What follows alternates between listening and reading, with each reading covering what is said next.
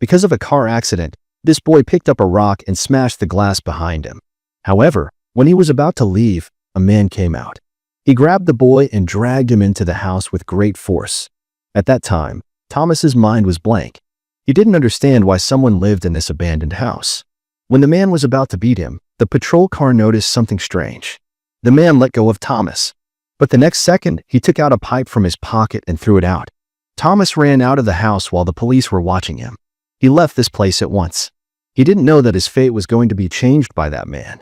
When he came back to school, he saw the man following him. He was so scared that he wanted to run away.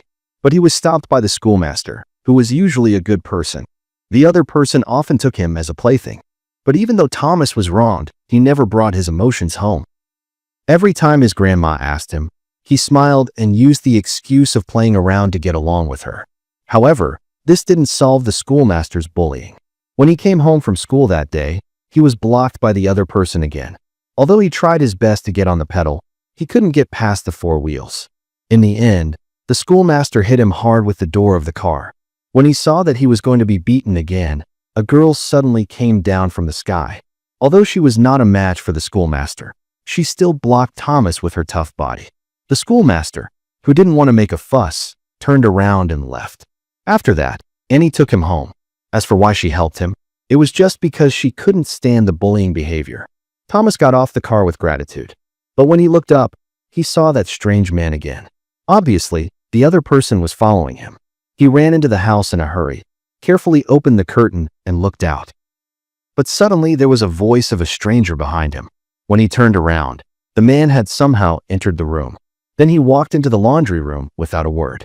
He threw the torn clothes into the laundry room. Thomas tried to stop him, but he was pressed on the wall by the other person.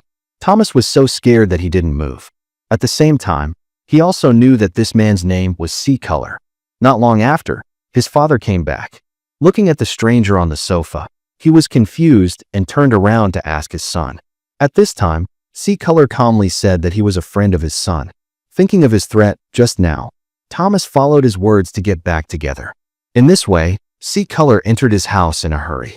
But what surprised him was that this man was getting along very well with his grandmother. He even made his grandmother laugh. This is the first time that a happy laugh has appeared in the family since his mother passed away. But this also puzzled Thomas. Who the hell is he? Why did he do that? What's his purpose? Just when he was thinking about it, he accidentally saw C-Color's figure in the school. He ran after him.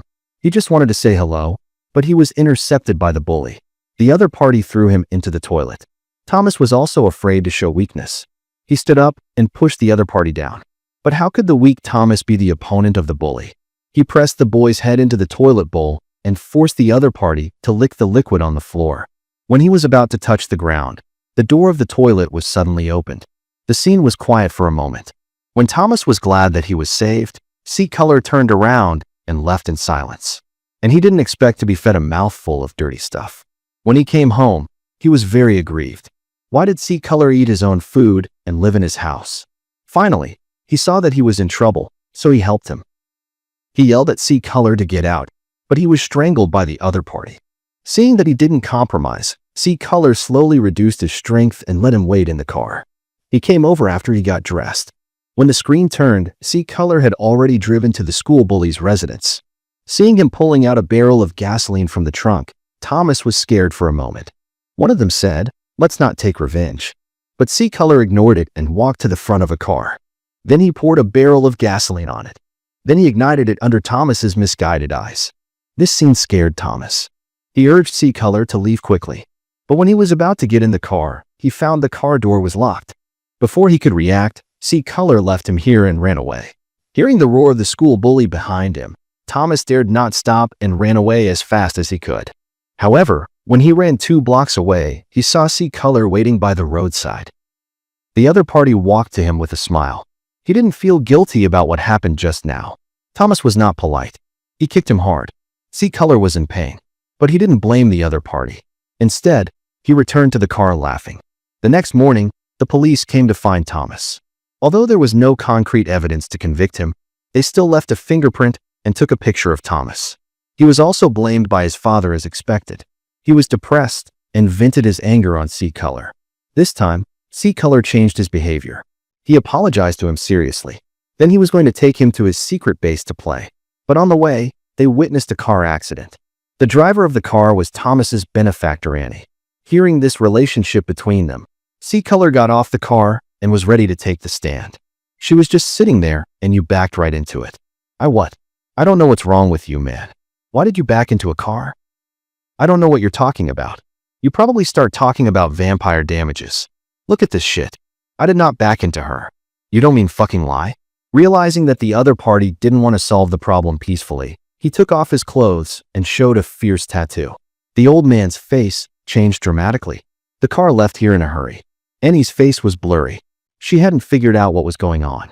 C-Color drove the car to his side. Then he opened the door of the co-driver. He said directly that he asked him to help him. In this way, the three of them went to the secret base of C-Color together. But when he drove into a mansion and knocked on the door crazily, they realized something was wrong. After confirming that the house owner was not at home, C-Color opened the iron door and walked into the backyard. They asked him what he wanted to do, but he pushed into the pool with his backhand. He rode a bike and rushed into the 3-meter-deep pool. Although he was choked by the water and couldn't hold his body, he still tried to climb up the bank. Then he picked up a bike and threw it in. The two people who were far away in this scene were surprised. They were surprised to see C-Color holding a table and returning with him. This crazy move made them dare not stop. They climbed up the bank one after another. C-Color ignored their behavior. He just threw all kinds of things into the pool. He threw them and said all kinds of dirty words. When he saw that everything was thrown in, he turned his eyes to the lighter. He poured gasoline on the diving board and lit the board. Then he stood on the bench. The reason why he did this was just because he wanted to do this. After throwing away the last chair, C-Color left as promised. Only the two of them stayed at the wooden bench. Then they left here one after another. Although this was their second meeting, they had a good chat. This was also the first time Thomas had a conversation with a strange person after his mother's death. He couldn't help but feel a little excited. After returning home, Thomas was accused by his father. It turned out that he didn't want to escape today. So his father waited at the school gate for an hour. Thomas didn't dare to speak. He could only look coldly. At this time, C-Color started to make trouble again. He put his finger into Thomas's food and made him say dirty words subconsciously. And this also gave his father a harder lesson. This time Thomas was not happy. Obviously, he was the one who started it. I'm gonna screw you to the police station. Shit, Dad. I'm really sorry you had your ass dragged off the couch. I'm sorry you had to put some fucking underpants on for the first time in months. That's enough. So as soon as I'm right, that's enough? I don't want to hear another word from you. Fuck this. Does that make you happy, huh? In the end, the two of them had a big fight and left without a word. When they heard the noise, their grandmother came to the restaurant. She saw Mandalangi's unbearable shame and pain. Since Thomas's mother passed away, this family has become broken, and he can't do anything. When he heard his grandmother's self-blame, he put a smile on his face. He wanted to talk to this old lady, but he couldn't say anything. He could only watch his grandmother walk by. Then he came to the room and told his grandmother a joke to make her happy. And he promised her a little wish. That is to take a walk with her tomorrow morning. But what he didn't know was that from the moment the lights went out, his grandmother's life was coming to an end. The next morning, Thomas secretly stole his bank card. Then he took $1,800 from the ATM and came to the car dealer's place to redeem a red car. He said that was his mother's favorite thing when she was alive. Since the decadent father couldn't rely on it, why not keep the related items with his mother? But the boss told him that the car was no longer here. No matter how much he begged, the boss didn't want to say where it was. At this time, the boss's son came over. The other party has been bullying him all the time. Faced with his provocation, Thomas didn't care. He just rode a bike and returned home in silence. But as soon as he entered the door, he saw his father sitting on the sofa crying. It turned out that when Hayes was about to call his grandmother for a walk, he found that he had left the crowd. This sudden blow made the three people unable to accept it. They sat on the sofa and said nothing. In the end, Hayes couldn't help it. He turned over the table first and left here angrily. And Thomas looked at the cash in his hand and thought, since he couldn't find his mother's favorite thing, let's leave the money to Annie. But when he came to Annie's house, he found that Hayes was talking to the other party. This scene completely stimulated him. For Annie, he was more inclined to his mother's feelings. Because Annie protected him. This made him feel warm, so when a good friend was in a relationship with him, He had no other feelings. He picked up the iron stick and smashed it against Hayes's car. When Hayes came out to stop him, he didn't leave a trace. He said all the dirty words he had learned in his life. Then he hurried back home. His grandmother's death and his friend's betrayal made Thomas lose his mind completely. When he was smashing Hayes's stuff, he accidentally saw the original clothespin on the ground. Maybe it's time to get my mother's stuff back. He took the scissors and quietly came to the schoolmaster's house. Then he used the scissors to clamp the other person's toes to force him to tell the whereabouts of the car. The schoolmaster begged for mercy and said that the car was sent to the scrap station. When he found out the news, he also slowly loosened the scissors. The schoolmaster took the opportunity and threw him to the ground. He was about to be beaten. Hayes suddenly appeared and smashed the glass.